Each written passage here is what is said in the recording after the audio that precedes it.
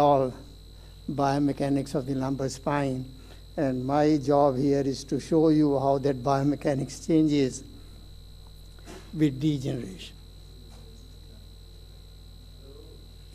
So as Danny said, that basically spine has three main components: muscle, four components: muscle, ligaments, disc, and facets. And all these four show changes with age and go degenerative changes. So let's look at the disc. And the disc, due to histology, metabolic, and other changes, you get tears, disc prolapse, end plate damage, Schmerler's nodes, and so on. So when the disc changes, disc is connected to facets, connected to the ligaments, connected to the bone, and it becomes a sequential effect that any change in the disc will be followed by changes in the facet joint, changes in the ligaments, changes in the disc and muscles. So if we look at the disc kinematics and load transfer, basically the disc height goes down, and as the disc height goes down, motion increases, it becomes unstable. But as the degeneration progresses, you lose disc elasticity and range of motion begins to decline. So as the disc height becomes maybe less, say by 80%, it becomes more stable compared to the normal disc. And in terms of load transfer also, as Danny said, that we have load transfer through the annulus, and because of that one, you have more strain and developing posterolateral herniations. So as the disc height goes down, you have motion increase, then decrease, and the load values, load transfer is changing from the nucleus to the annulus. The disc herniations can increase, and due to that one, you can also have osteoporotic vertebral fractures. So as you can see that once you have the disc degeneration, other things follow, and this is a good illustration. Long time ago, he came up with this idea that you have disc degeneration, a circumferential tear, radial tears, and you have the facet joint hypermobility, degeneration, herniation, instability. Then there may be lateral nerve entrapment, and you can lead, one can lead to one-level stenosis and multiple-level spondylolysis and stenosis. So changes in the disc are followed by changes in the facet joint, in the ligaments, and that leads to overall problems. We also have changes in the end plate with age. Morphology, mechanical failure depends upon mostly on the condition of the disc. Normal disc has Schmerler's nodes, and then as degenerated disc, you may have central end plate fractures and other things as the loading mechanism changes. That is shown by Dennis in his talk. We have facet joint changes with age. It degenerates falling disc, and it can lead to degenerative spondylolisthesis. It can lead to osteophyte sclerosis, subchondral bone. It can activate, and it definitely activates a remodeling process which stabilizes the joint but causes a loss of mobility. So at the end, when you have too much degeneration, the segment is going to become stable and you won't have that much motion left. So muscle and ligaments also change with age. Muscular fibers become fatty degeneration, elastogen changes, reduction in elasticity, strength of ligaments, and then you have the remodeling process taking place as the disc height goes down. Ligament flavum tension goes down, and it can lead to increase in ligament flavum and spinal canal stenosis. So if you combine all these things, including the vertebral osteoporotic fractures, then what you see is that this is how the things can change from single level degenerated disc, loss of disc height, canal stenosis, degenerative listhesis, abnormal facet loading, decrease in range of motion, decreased extensor muscle atrophy and loss of lumbar lordosis, as one of our here in the audience was saying, that we may lose the sagittal balance also. So if you look at overall, it can lead to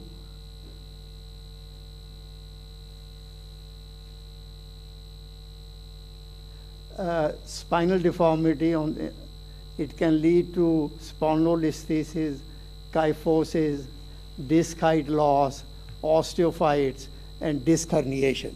So with degeneration, a lot of things can happen. In some patients, you see these problems. In the others, you don't. So assuming that these do happen, then as we learned from Dennis' lecture, that there is a compensatory mechanism. The lordosis is going to change, kyphosis is going to change. You may have to do PSO and other things to restore the balance and restore the biomechanics. So what I want to tell you now is a few of the things which we have recently done to look at those aspects. And we have Dr. Koji Matsumoto here, who spent a year with us at Toledo, and he was doing, for example, this project at the request of another spine surgeon from Japan, Dr. Koichi Sairio. He has worked with me extensively, and he is promoting this percutaneous endoscopic transfemoral ventral facetectomy, that you do that one and then you can take care of the disc from that side. So the reason I included this example was that Dr. Koji Matsumoto, he developed during his stay with us a number of finite element models, as you can see, the vertebra, disc, vertebra, ligaments, on those things. And he looked at 50%.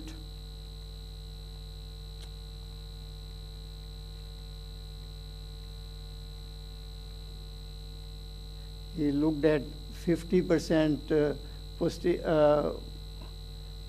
facet removal, 100% facet removal from the posterior endoscopic, and using laminectomy. And he compared various surgical procedures to see what is the effect of different types of laminectomy and other things. But the important thing I wanted to show you was that we also simulated in this model disc height loss. Normal disc, 50% disc, and 80% disc loss, along with the disc degeneration, that the nucleus was also changing, to look at the motion and then look at how the laminectomy and other things do affect. And this is, I won't go into the detail of this one. So basically what we showed here was that Dr. Serio's approach for doing laminectomy from the posterior endoscopic is much better than open laminectomy. And the main thing I wanted to show you here was that range of motion for 50 and 80% disc prolapse decreases when compared to the normal disc. And that's what we are saying, that with degenerated disc, with the loss of disc height, the biomechanics can change. Now, if the biomechanics changes, you want to restore the disc height, you want to take care of the osteophytes and other things, you can do cage to restore the disc height and provide fusion. And you can also use the posterior fixation device, pedicle screw and rod. And here I'm just showing you an example of using BAK versus a rectangular cage. So you can see the space between the two. They are touching each other here while it's not touching. But the main finding, as you know, is that if you have 360-degree fusion using cage and rod, it is more stable, more fixed, and the fusion is likely to occur compared to cage alone or the posterior fixation alone. And that is the reason. In my next I'll show you why we're going to posterior dynamic systems. So these days, this is a slide I just wanted to show you that the cage designs are changing. So instead of this conventional design, BAK and others, You have the truss design, where they show that the load distribution is better and it may fuse properly, and you can fill up the space here with bone graft, bone chips, with cement and other things. And here you can see that you can have lateral cage, you can have a cage which basically follows the shape of the disc. So a lot of technology is getting under development, expandable cages and so on. Here is a revolutionary concept which we evaluated at our lab quite a while ago, that the doctor from Philadelphia has come up with a screw. As you rotate it, it can extend in length.